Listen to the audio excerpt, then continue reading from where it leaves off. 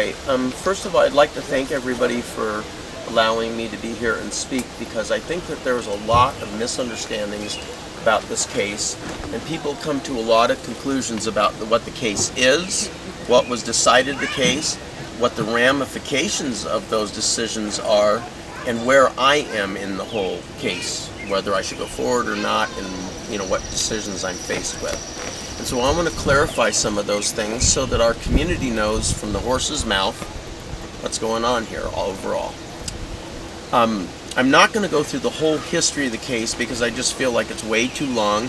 People need to know there's like 60-something thousand documents involved in this case, and that much of what was quoted in the Ninth Circuit hearing was only based on a very short brief and a very short 15-minute oral argument, and that all the rest of the documentation was basically quashed from being brought forward into the Ninth Circuit.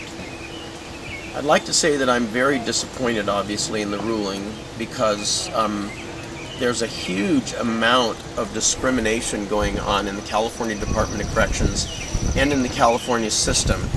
They have a policy that basically raises 5 faiths above all other faiths and says that those faiths have the capability to minister to all of us, say pagans and other minority faiths, but we don't have the ability to minister to them. So think about that, whether that's discriminatory or not, just on its face. A Protestant chaplain is qualified to meet the needs of a pagan, but they can't hire a pagan chaplain because a pagan chaplain wouldn't be able to meet the needs of the Protestants. And so that's kind of the real issue at the bottom line. The actual ruling itself was really surprising to me for several different reasons. First of all, the court made a series of technical errors that are actually contrary to the law in this ruling. So to begin with, a couple of the rulings they made, and I would actually have to have people look in the record because I'm not good at knowing what each particular component of every part of the case are, but a part of the ruling that the court made on standing relationship to my standing in the case is contrary to recent ruling by the United States Supreme Court. So in other words, the Ninth Circuit went against the United States Supreme Court on the standing issue. And I can't really speak to that in much detail, but I'll try to provide more information going forward maybe for all of you, because there is written stuff that you can use to look at this and investigate a little bit further. Another component of the case that was very disturbing to me is that the court took into consideration statements by the state. First, the state made the statement that their 5 chaplains meet the needs currently of the minority faiths, including the chaplains, including the pagans. Secondly, that they had done a study and determined that the pagans don't have the kinds of needs to require a chaplain, but that the 5 faiths that are currently being hired as chaplains, the study showed they did have those needs.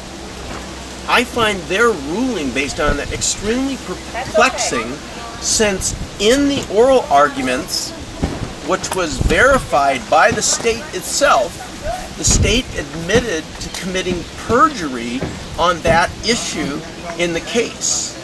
And they openly admitted, both in writing and in oral arguments, that they in fact never made any study, not only about the pagans and whether they required anything or what requirements they might have, but that they never made any study as to whether the other religions they're already accommodating have any requirement to have a chaplain. The reason I find that particularly interesting, even if they said the other side was that the people who were verified as needing a chaplain needed to have a chaplain, is just start off by taking, let's take the Protestants first of all. The Protestant, revolution breaking off with Martin Luther was about that no Christian needed clergy that they could speak directly to God and all they had to have is a Bible. That's what a Protestant is.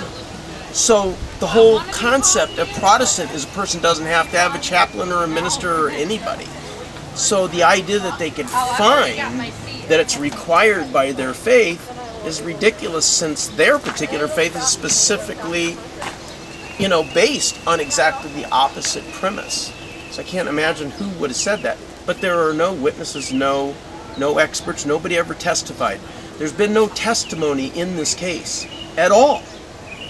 And, in fact, as a point of law, the Ninth Circuit is not allowed to utilize any evidence or testimony to make its ruling in this case, and yet they quote evidence and testimony, and then they say that the testimony was given in a certain stage in the hearing. There's two different kinds of components in hearings moving forward. There's called a motion to dismiss, and there's called summary judgment.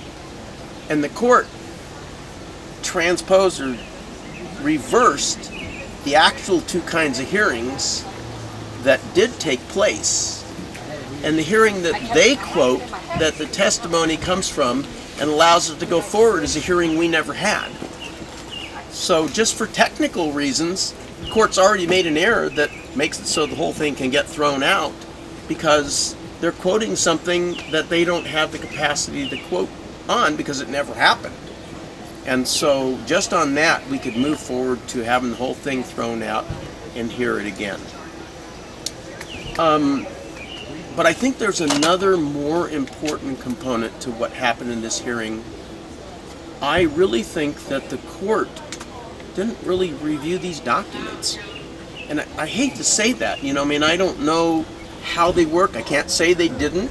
But I have to assume that the judges and the people reviewing things, have a great background in law and really are thinking about what rulings they're making and how it all should work. Well, in the ruling they made, saying that the five faiths can exist, they say that they're a BFOQ, a bona fide occupational qualification, which means that there is a series of rules that are laid out that say what a job description are, and if the person meets a job description, then they can be hired for a job. It's the one place in the law where a government, an individual, can discriminate against an individual on the basis of religion if there's a BFOQ saying it requires a person be a particular religion. So let's say you're going to be a Jewish chaplain, and that to be a Jewish chaplain you have to be a rabbi. That's a BFOQ. Better example, you'd be a Catholic chaplain. You can't be a Catholic chaplain if you can't give communion, let's say. So instead of being a Catholic chaplain, you're a Native American spiritual practitioner. You can't give communion, so you can't be a Catholic chaplain, because a BFOQ to be a Catholic chaplain is you got to be able to give communion, and a Native American can't do that. In making their determination and including the state's definition of what Protestant is, the state says that the only people who can be hired as a Protestant chaplain are liturgical Protestants, which means evangelicals cannot be chaplains now. So the first thing that's going to happen out of this case, myself or somebody else can bring forward, they need to fire all the evangelical Christian chaplains in the United States now. Military, all the other stuff, they no longer have a job according to this ruling, because they didn't meet the qualifications to be hired as a chaplain, just the same as I didn't. And the government has also, not the government, the court has also just ruled in this hearing that the state can come up with their own BFOQ and then discriminate against any religion based on it. Which means they can now say, we don't hire blacks anymore because this job requires a white person. Once they've said it, now they don't have to hire any blacks. That's what this court just ruled. They can say, no Jews allowed, and the court can change the BFOQ now and say only Protestants can be hired. and then the court can refuse all Jews from being hired from now on. And the Ninth Circuit just upheld that as the law of the land. And it not only applies to you and me as pagans, and it not only applies to prisons and the military and such, but it also, because it's under Title VII, which is the Civil Rights Act, it also now applies to all private industry also. So it means a private company now can discriminate against you by putting in the job description, we only hire Christians. I think that's a huge, huge thing. And I really think that whoever it is that came up with the decision the way it came up was just not thinking about all that stuff. Because now there's going to be thousands and thousands and thousands of lawsuits coming up all over the place. All the people who are already in the system who are going to have to be booted out because they don't meet those qualifications.